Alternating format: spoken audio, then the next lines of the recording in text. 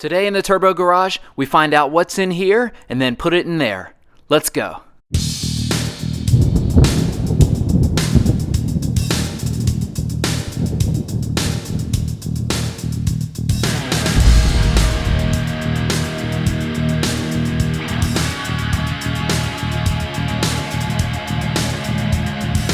In our last episode, we stripped all of the unnecessary parts off of our Miata to make it a blank canvas, ready for the upcoming mods needed to begin our drivetrain conversion.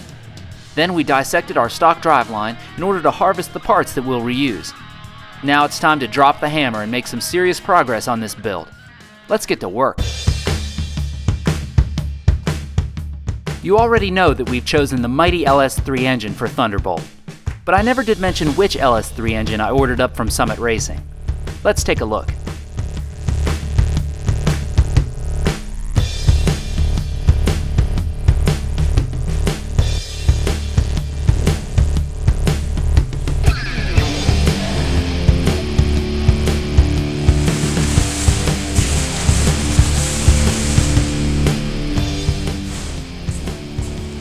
So here's our engine, the Chevrolet Performance LS3 525, an all-aluminum, beautifully engineered, 525 horsepower beast that's going to be just right for our Miata. I'm just going to need a minute here, folks. Let me formally introduce you to the LS3 525, the most powerful production-based crate engine in Chevrolet Performance's portfolio. 6.2 liters, 525 horsepower at 6,300 RPM, and 489 pound-feet of torque at 4,400 RPM with a 6,600 RPM redline. Oh yeah, that ought to do it.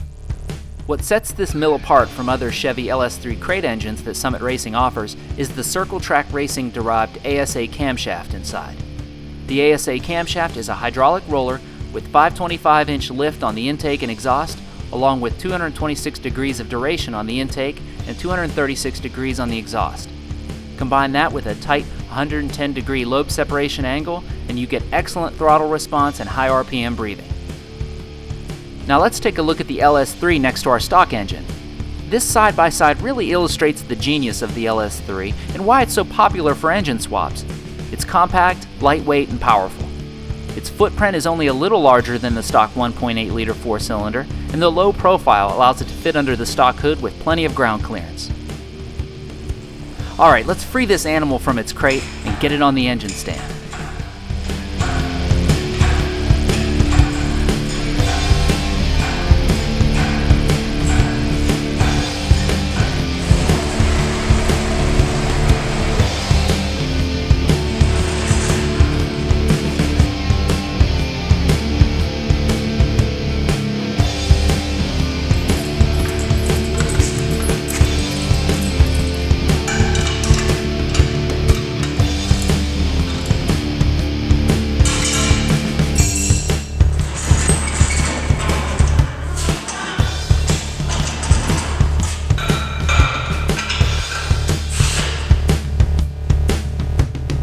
Wow, it looks even cooler up on the stand.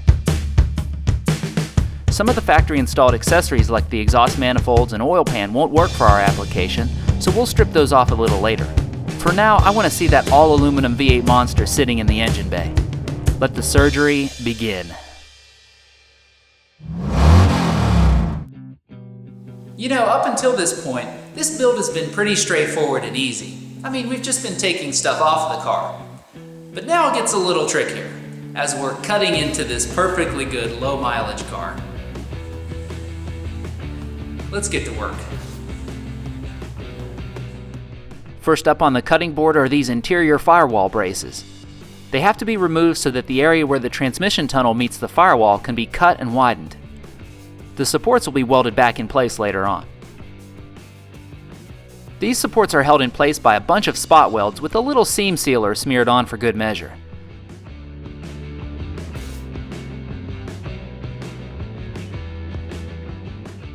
To take care of those, I ordered this Blair spot weld cutter kit from Summit Racing. To keep the tool working at its best, I also grabbed a stick of Tebroach. Am I saying that right? Tebroach? Anywho, I was really impressed with the quality of this kit, and it worked great. Before getting started, I covered the windshield with thick cardboard and draped moving blankets over the door panels to protect them from flying sparks. I'd never done this before, so I did a little homework online to get familiar with the process. It's pretty easy. You just punch the center of the weld, drill a small pilot hole, and let the spot weld cutting tool do the rest.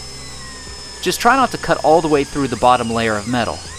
I did that on my first couple holes, but then got the technique down.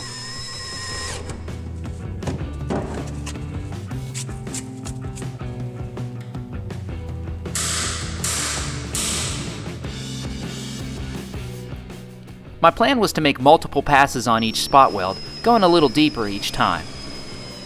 I then used some cheap chisels to help loosen up the brace, drilled a little deeper here and there, and voila, out it came.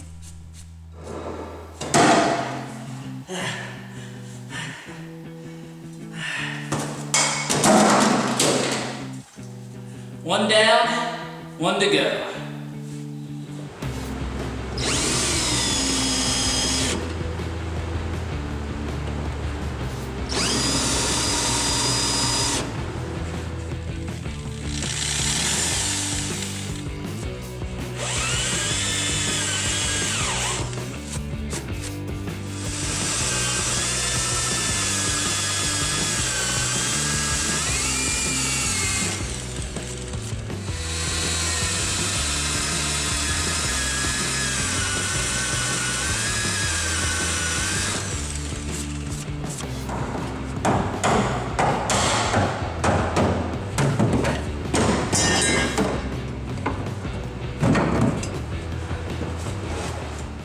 So here's our new brace-free firewall. And here are the braces we removed that'll be put away until they're ready to be welded back in later.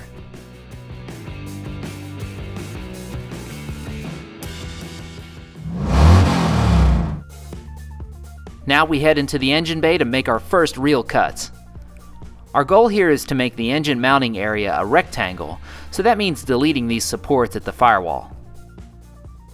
Before breaking out the cutting tools, I used a small abrasive disc on my die grinder to strip the paint off the surfaces to be cut, and used an angle grinder with a wire wheel among other tools to remove the thick factory seam sealer.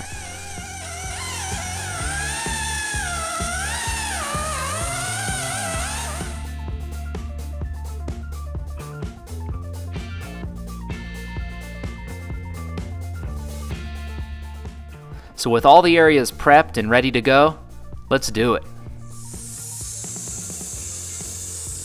I used a variety of tools to make these cuts, but mainly a plasma cutter, complemented heavily by an angle grinder with various size and grit discs. As with most automotive jobs, there's more than one way to skin this cat, so do your research and choose which method is best for you.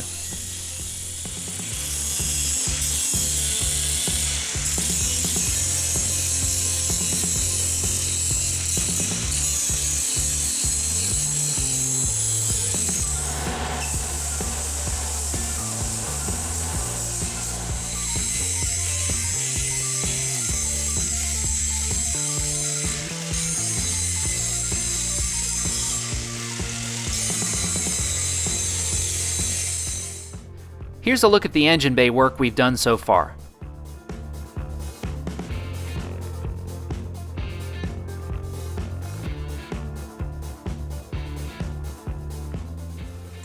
After those mods were made, I went back into the interior to make the long cut on either side of the transmission tunnel that stretches from the top of the firewall down to the floorboard.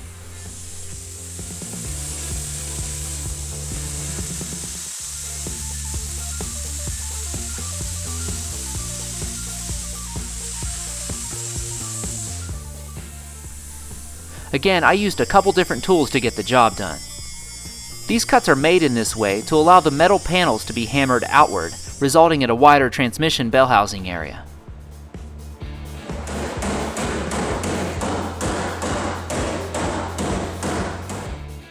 So here's a look at how all of our cutting and hammering turned out. We'll likely have a little more tweaking to do, but this should be pretty close. So what's the best part of walloping the tar out of our nice Miata? Getting to test fit that beast of an engine over there. Let's do it.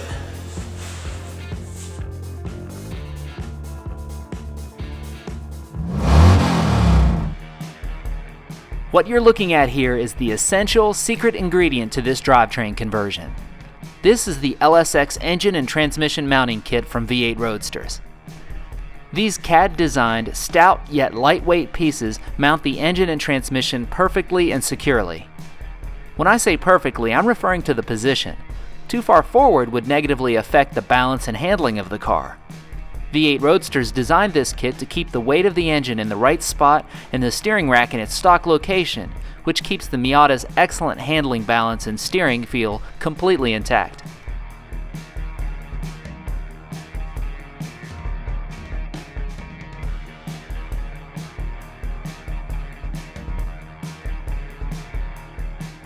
Check out the workmanship here.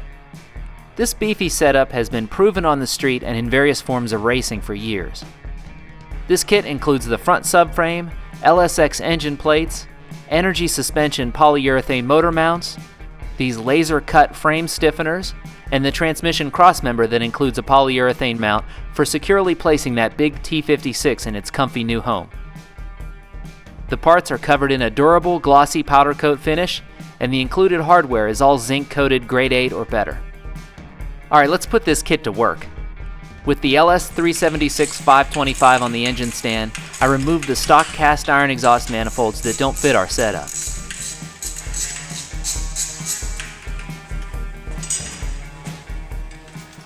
Then I bolted on the V8 Roadsters motor mount assemblies.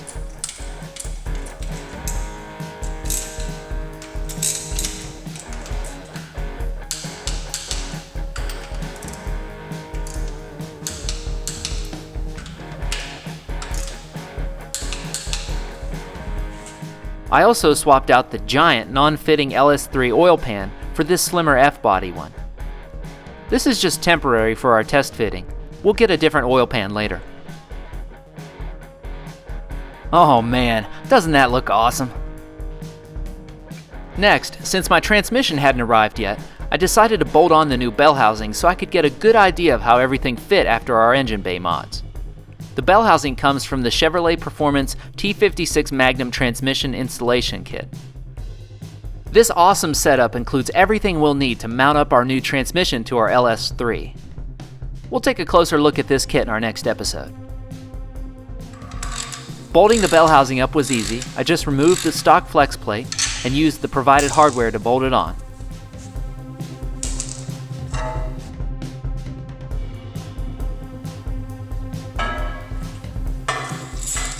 I'm barely tightening these since this is just being used for our test. Next, I lowered the engine and subframe assembly onto a sturdy moving dolly. This allows for easy positioning, and I can park this beast wherever I want.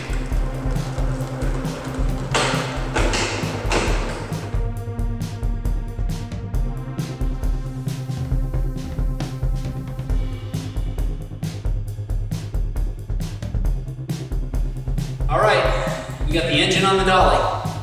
Here goes nothing.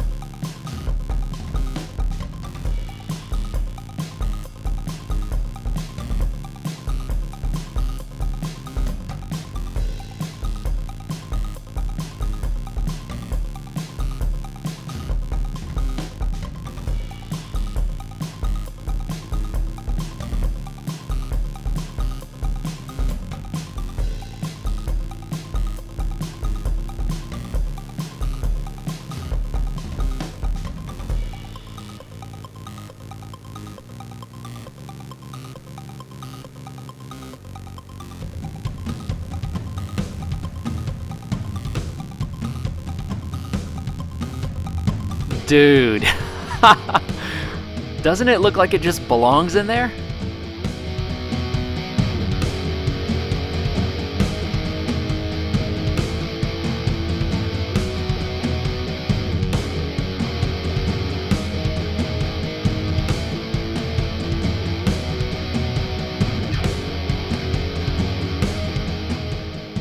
This is a very encouraging step in the process, but there's still tons of work to be done. Oh, you know, like addressing this little interference here, for example. But that's alright. Seeing that engine in there is all the motivation I need to keep on working.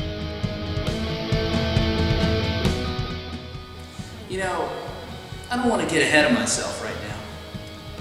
But if I had to sum up my feelings in one word, it would be something like, woo!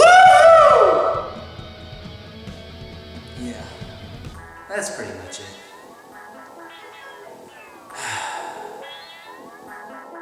Thank you for watching, and be sure to visit summitracing.com. They offer an incredible selection of in-stock parts and offer fast, free shipping on orders over $99. Also, my build is featured on their On All Cylinders website, which is updated daily and is loaded with all sorts of great car guy videos, tech tips, news, and much more.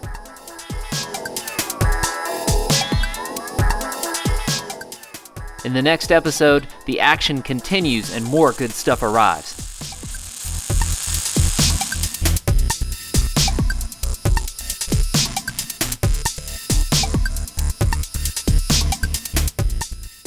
Also, drop me a line or send me some pictures of what you're working on.